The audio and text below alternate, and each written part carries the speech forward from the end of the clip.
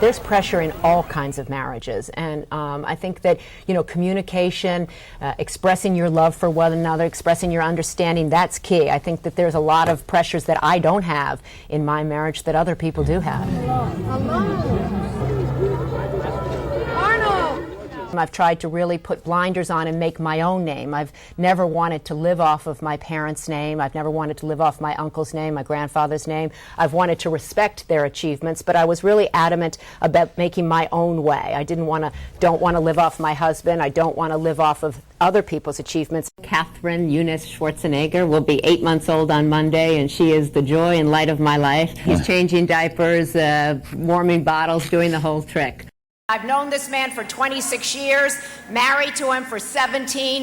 He's an extraordinary father, a remarkable husband, a terrific human being. You think that your life, you're famous, your husband's famous, is, in many respects, our business. I think a certain amount of it is people's business, but I think that there is kind of a place that it stops. I don't think that people really need to know what's going on in people's homes. I don't think people really need to know if, you're having problems in your marriage or trouble with your kids. I think that, at a certain point, what do we all get out of knowing all of this? I'm extremely happy. I've been married for 4.5 years, and Arnold and I have been together for 13 years. And so it's been the best thing, really, for me. I love him dearly. He's interested in a lot of the same things that I'm interested in. He has a great zest and joy for life, which I admire. He's a self-made man. He is disciplined. He has great ideas. He thinks big. So he is a wonderful companion. He's my best friend.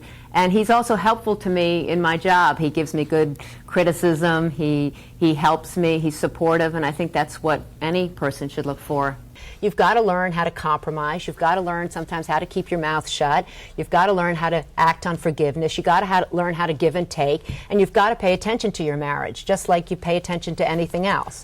You can listen to all the negativity, and you can listen to people who have never met Arnold or who met him for 5 seconds 30 years ago. Or you can listen to me.